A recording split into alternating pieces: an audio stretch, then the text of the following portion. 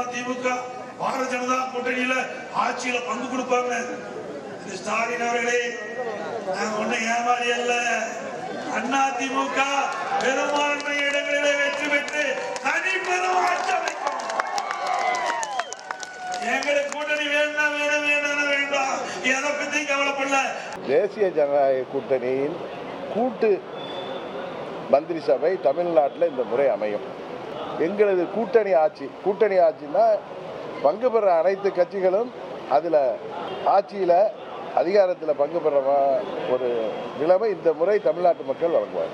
2014 தேர்தலில் 2019 தேர்தலில் மத்தியில் மாண்பு மோடி அவர்கள் பிரதமரானப்போ அவங்களுக்கு தனிப்பெரும்பான்மை இருந்தும் கூட்டணி கட்சிகளை சேர்த்து மந்திரி சபை அமைத்தார்கள். அதே தான் தமிழ்நாட்டிலே கூட்டணி மந்திரி சபை உருவாகும்.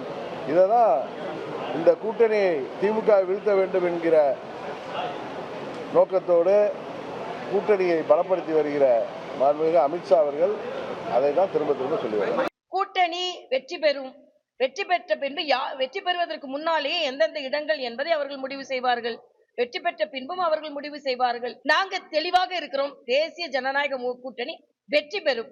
அதற்கு பின்பு எதையெல்லாம் மரியாதைக்குரிய அமித்ஷா அவர்களும் அண்ணன் எடப்பாடி அவர்களும் முடிவு செய்வார்கள் என்பதை தெளிவான எங்களுக்கு கருத்து. பத்திரிகையாளர் சந்திப்பில் கூட்டணி ஆட்சி தான் அமையும், எல்லா கட்சிகளுக்கும் அமைச்சரவை இடம்பெறும். 2014-19 பாஜக யூனியன் கவர்மெண்ட் மாமூலாலும் மெஜாரிட்டியா இருந்தாலுமே கூட்டணி இருந்த கட்சிகளுக்கு அமைச்சரவை இடம் கொடுத்தாங்க. நான் ஏதாச்சும் பேசினா அதே போல நடக்கும். உங்களுக்கு தெரியும், நான் ஏதாச்சும் பேசினா தேவையில்லாம அது பஞ்சாயத்தில் போய் முடிஞ்சிடும். ஆனால் நான் முதல்ல இருந்து நான் தெளிவாக சொல்லிட்டு இருக்காங்கன்னா, எங்களுடைய தலைவர் சொன்னதை திரும்ப திரும்ப நான் சொல்றேன். இன்னைக்கு நான் மாநில தலைவர் நயினார் நாகேந்திரன் அவர்கள் எங்களுடைய தலைவர்கிட்ட விட்டுற அவங்க சம்பந்தமா பேசிட்டோம். பட் என்னுடைய கருத்து நான் தொடர்ந்து உங்கள்கிட்ட வச்சுட்டே இருக்கிற கட்சியினுடைய தொண்டை தலைவர்கள் சொன்ன கருத்து. அதனால பொறுத்துருங்க, சரியான நேரத்தில் எல்லாம் பேசுவாங்க.